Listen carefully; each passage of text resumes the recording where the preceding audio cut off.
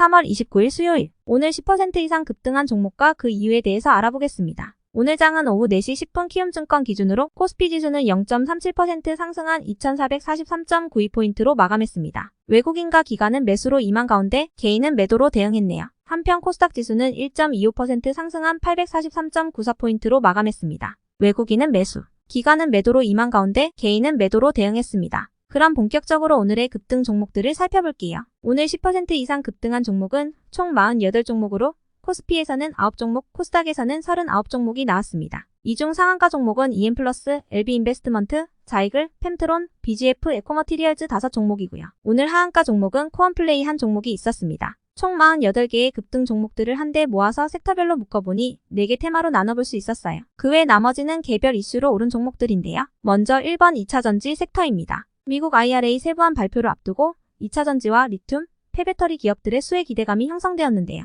그 중에서도 2차전지 대장주인 에코프로가 올해 인재 1000명을 채용한다고 전하며 또다시 급등을 해주었습니다. 이런 분위기 속 오늘도 2차전지 섹터에서 급등 종목이 가장 많이 나왔고요. 그 중에서도 자이글은 이번 주 월요일 투자 경고 종목으로 지정된 후에도 주가가 상승 마감하며 어제 1일간 매매 거래 정지를 먹었던 종목인데요. 오늘 거래가 재개된 후 또다시 급등하며 상한가로 마감했습니다. EM플러스는 250억 원 규모 유상증자 소식이 지속 부각되며 상한가로 마감했고요. 나노팀은 전기차용 방염 솔루션 대규모 수주 기대감, CIS는 삼성 SDI와의 전고체 배터리 공동 연구 소식, 후성은 조달 청장 방문 소식도 동반되었습니다. 다음은 이번 반도체 섹터입니다. 지난밤 미국의 반도체 기업인 마이크론 테크놀로지는 시장 예상과 마찬가지로 2분기 실적이 사상 최대 적자라고 밝혔습니다. 아울러 올해에는 설비 투자를 하향하고 웨이퍼 투자를 50% 이상 축소한다고 밝혔는데요. 이 같은 소식에 신한투자증권은 추가 감사는 업황 개선의 가속화 요인이다라고 언급하였고 미래에셋증권은 국내외 메모리 반도체 업종에 대한 비중 확대 의견을 유지한다라고 밝혀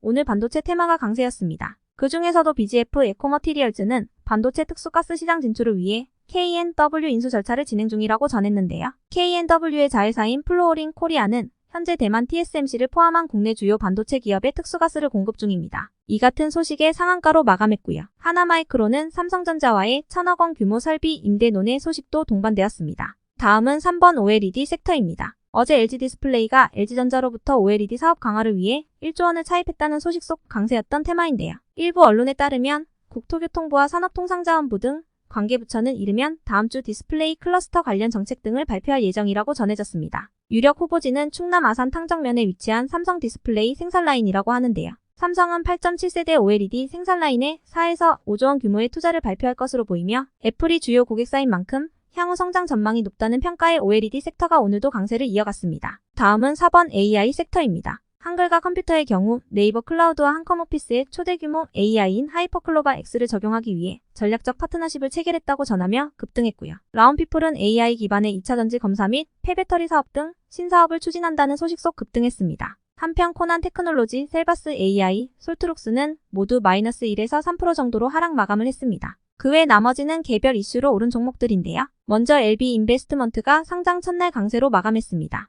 LB인베스트먼트는 하이브, 펄어비스, 카카오게임즈 등 유망 기업에 초기부터 투자해 10배 이상의 이익을 거뒀으며 현재는 무신사와 에이블리, 뮤직하우 등으로 구성된 포트폴리오를 보유하고 있다고 하네요. 다음으로 중앙 D&M은 적정 이견의 감사보고서 제출 소식이 호재로 지속되어 상승세를 이어가고 있고요. 다음으로 영풍재지는 1인 가구 증가에 따른 골판지 매출 상승에 실적 전망 기대감 속 상승한 것으로 전해졌습니다. 영풍재지 관계자는 A4용지 등의 전통적인 종이 제품 시장은 하향세인 반면 택배 물류와 연관 있는 골판지 시장은 인터넷 쇼핑 거래 규모 확대에 따라 연간 4%씩 꾸준히 상승하고 있는 성장 산업이라고 덧붙였습니다. 다음으로 엠노는 삼성 SDS가 최대 주주로 등극한다는 소식에 오늘 재차 급등 마감을 했고요. 티웨이홀딩스는 법무부가 다음 달 내부 규정을 개정하여 올 5월부터 무비자 환승 입국을 재허용할 계획이라고 전하며 항공주로 상승했습니다. 법무부는 다음 달부터 내년 말까지 전자여행 허가제도 한시적으로 면제할 것이라고 언급했는데요. 이는 일본과 홍콩, 미국 등 입국자 수는 많지만 입국 거부율이 낮은 22개국 대상으로 실시한다고 하네요. 한편 한국정밀기계는 상장 유지 결정 소식 속 거래 재개 이틀째 급등세를 지속해 나가고 있습니다. 이오플로우는 사우디 국제산업단지 회사가 투자 목적으로 실사를 진행했다는 소식이 호재로 지속되어 강세였고요. 스튜디오 미르는 오늘 특별한 호재는 없었지만 글로벌향 애니메이션 제작 등으로 성장성이 가속화될 것으로 기대되며 강세였습니다. 한편 엠바이오니아는 현대차와 기아의 호실적 기대감 속 차량에 들어가는 특수 소재를 만드는 기업이라는 점이 부각되어 매수세가 몰린 모습이었고요. 크리스탈 지노믹스는 항암제인 아이발티 노스타트가 미국에서 특허를 획득했다는 소식에 급등했습니다.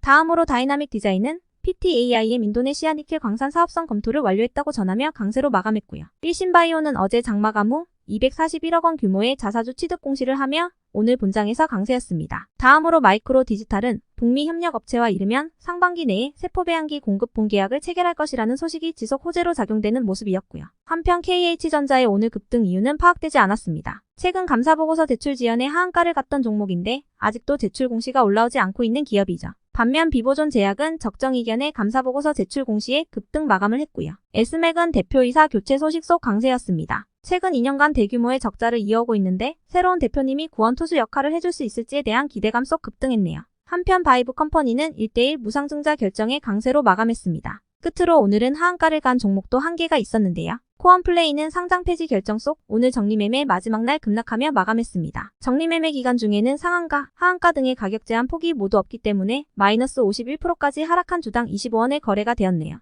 여기까지 오늘 10% 이상 급등한 종목들을 알아보았습니다. 내일도 성투하세요.